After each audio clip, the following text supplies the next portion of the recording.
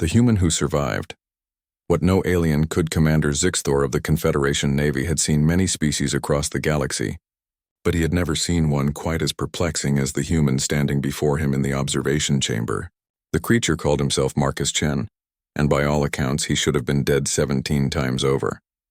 "Explain to me again," Zixthor's translator buzzed, his 4 optical sensors focusing intently on the human. "How you survived exposure to the void of space for 47 seconds without a suit." Marcus rubbed the back of his neck. A gesture the commander had learned indicated human discomfort. I held my breath and kept my eyes closed.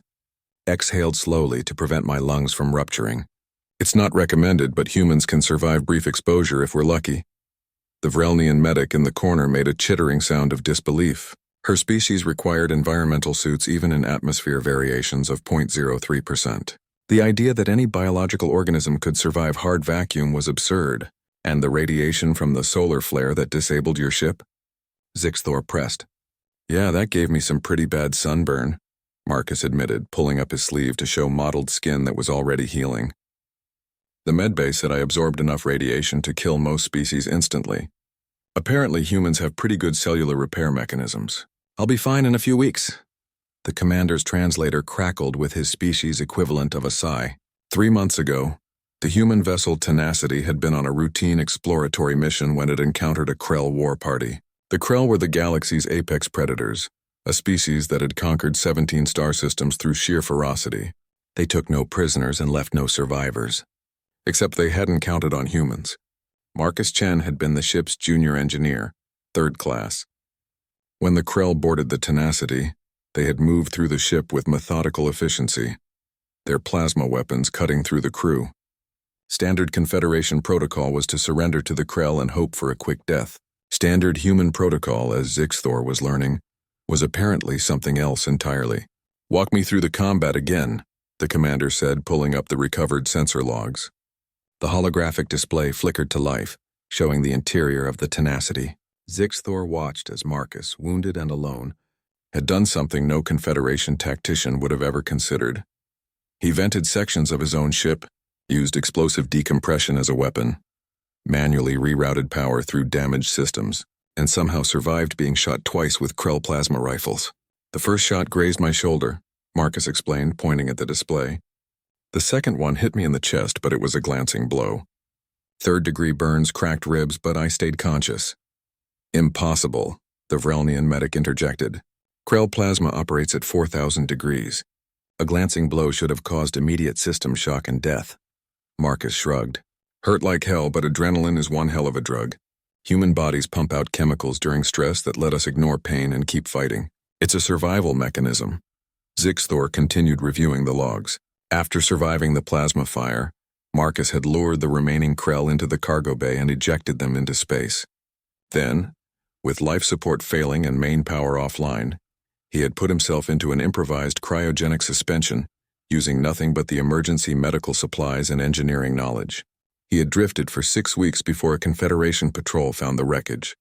"Your species is either incredibly lucky or incredibly stubborn," Zixthor observed. "Probably both," Marcus admitted with a slight smile. "Humans have a saying, 'What doesn't kill you makes you stronger.' We evolved on a death world, Commander. Earth tried to kill us with predators, diseases, natural disasters, and extreme climate variations for millions of years. We survived by being too stubborn to die." The commander's optical sensors dimmed in thought. The Confederation had considered humanity a minor species, barely worth noting in galactic affairs. Humans lacked the Vrelnians' technological prowess, the Krell's combat ferocity, or the Zenthari's psychic abilities. They were average in almost every measurable way. Almost. "What are your plans now, Engineer Chen?" Zixthor asked. Marcus straightened up despite his obvious injuries. "Return to duty, sir. My ship is gone, but Earth is sending a new vessel, the Perseverance. They've requested I join her crew. After everything you've endured, you wish to continue serving in deep space?" "With respect, Commander, this is exactly why I want to continue," Marcus replied, his eyes showing that peculiar human determination. "The Krell attacked us because they thought we were weak. They need to learn that humans don't break easily. We don't give up. We adapt, we survive, and we come back stronger." Zixthor made a notation in his report. the Confederation Council would need to reassess their evaluation of humanity. A species that could survive what killed others, that fought when any rational being would surrender, that turned their very weakness into strength. Such a species was either going to be the Confederation's greatest asset or its most dangerous wild card. "I will recommend you receive the Confederation's Star of Valor," Zixthor said formally. "And I will send a message to the Council. Humanity may lack our advantages, but you possess something perhaps more valuable. An absolute refusal to accept defeat." Marcus nodded. "We have another saying, Commander. Humanity doesn't quit. We might not be the strongest or the smartest or the fastest species in the galaxy, but we're still here, and we're not going anywhere." As Marcus left the observation chamber, Zixthor turned to his medic. "Make a note in the xenobiology database. Humans. Survival capability far exceeds initial projections. Recommend extreme caution when classifying them as non-threatening." The medic chittered her agreement. Across the galaxy, the other species were about to learn what Earth had known for millennia. Humans were survivors. And in a universe full of dangers, sometimes survival was the most impressive ability of all. The Perseverance launched 3 weeks later, with engineer Marcus Chen aboard. The Krell would soon learn that humanity's greatest weapon wasn't technology or firepower. It was the simple, stubborn refusal to die.